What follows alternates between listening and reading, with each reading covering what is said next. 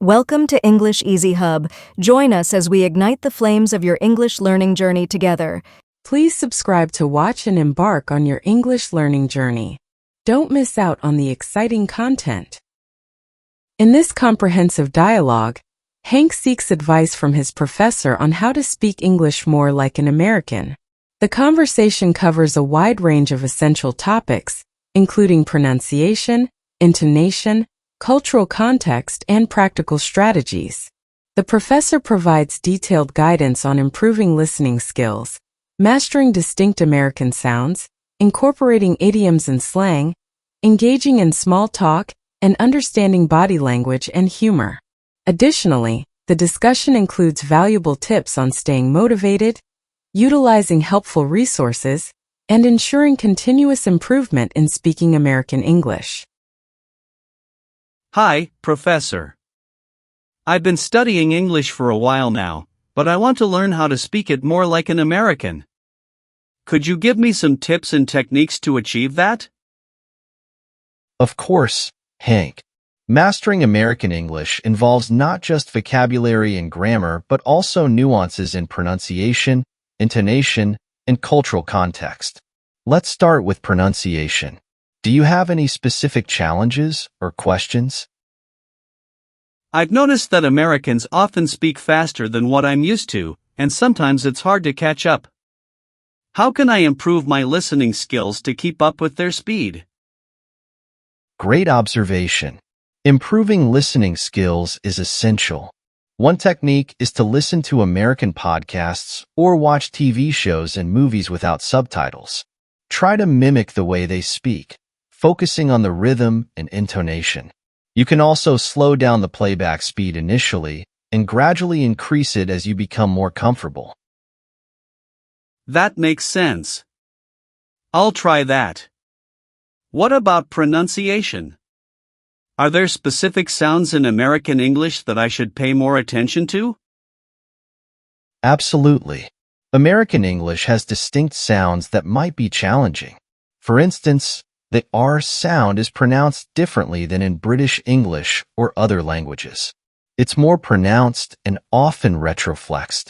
Practicing minimal pairs, such as beer and bear, can be very helpful.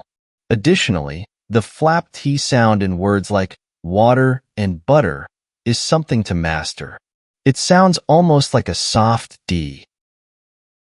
I've heard about that flap T before. I'll practice those minimal pairs. What about intonation? I've noticed Americans sometimes sound like they're singing when they speak. How can I learn that? Intonation in American English often rises and falls in a way that can sound musical. A good way to learn this is by paying attention to how sentences are stressed. For instance, in yes/no questions, the intonation typically rises at the end. In contrast, in WH questions, the intonation tends to fall. Listening to and mimicking native speakers, especially in natural conversations, can help you internalize these patterns. I see. Are there any particular TV shows or movies you recommend for learning these patterns? Sitcoms like Friends or The Office are excellent because they use everyday language and have clear intonation patterns. You might also try watching news channels like CNN or NPR to hear more formal speech. Great, I'll start with those. Are there any common slang terms I should learn to sound more natural? Definitely. Common slang terms include cool, meaning good or acceptable, hang out, to spend time socially, and awesome, very good or impressive. Websites like Urban Dictionary can help you stay up to date with the latest slang. I'll check those out. How can I incorporate idioms into my speech naturally? Start by learning a few idioms at a time and practice using them in sentences. For example, try using break the ice to start a conversation in a social setting, or hit the nail on the head to describe something accurately. Listening to how native speakers use idioms in context will also help. I've noticed that small talk is a big part of American culture. How can I get better at it? Small talk is indeed important. Practice talking about common topics like the weather, sports, or current events. Asking open-ended questions and showing genuine interest in the other person's responses can help keep the conversation flowing. I sometimes struggle with knowing how formal or informal to be. Any tips on that? It depends on the context. In professional settings, it's best to start more formal and adjust based on the other person's tone. In casual settings, you can be more informal. Pay attention to how others are speaking and follow their lead. Are there any gestures or body language cues I should be aware of to seem more natural? Yes, gestures like nodding to show you're listening or using hand movements to emphasize points can be helpful. Maintaining eye contact is important in American culture as it shows confidence and attentiveness. Sometimes I get stuck when I don't know a word or phrase. How should I handle that? It's perfectly okay to pause and think for a moment. You can also rephrase your sentence or use simpler words. Saying something like, "I'm not sure how to say this, but," can help you keep the conversation going. That's reassuring. How important is it to understand American humor? Understanding humor can help you connect with others. American humor often includes sarcasm, irony, and wordplay. Watching comedy shows and stand-up performances can give you a better sense of how humor is used. Are there any specific exercises or practices you recommend for improving my accent? Shadowing exercises, where you listen to a sentence and then immediately repeat it, can be very effective. Recording yourself and comparing it to native speakers can also help you identify areas for improvement. Should I focus on any particular types of conversations to practice? It's helpful to practice a variety of conversations. Practice casual chats, formal discussions, and even debates to cover different aspects of language use. Role-playing different scenarios can also be beneficial. How can I stay motivated to keep practicing? Set specific goals and track your progress. Celebrate small victories, like mastering a new idiom or having a fluent conversation. Finding a language buddy can also keep you motivated and accountable. What should I do if I feel overwhelmed by all the new information?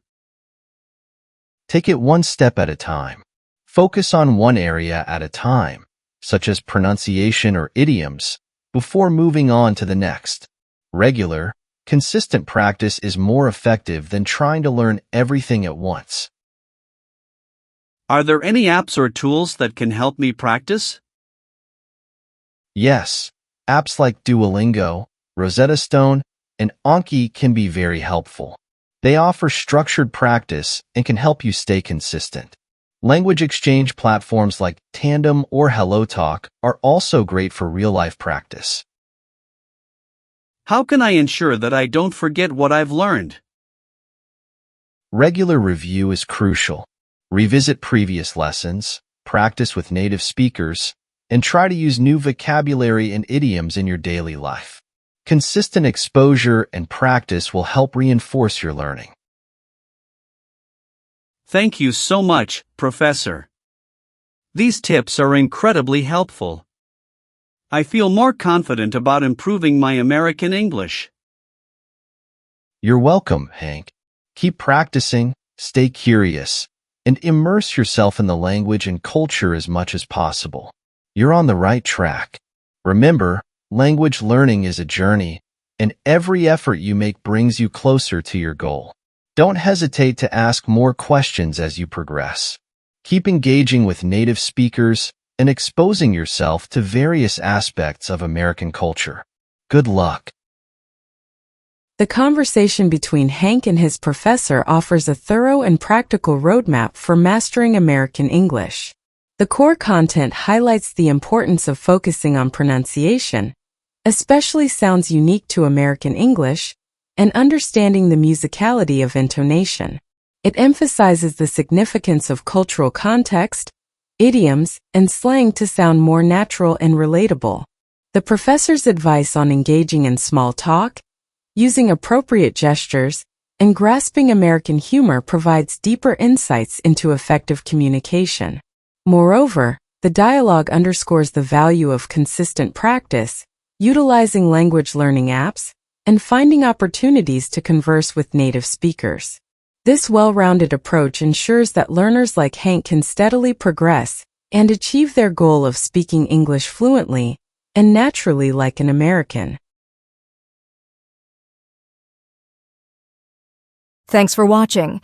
Remember to subscribe, like, comment, and share to keep the English learning journey alive.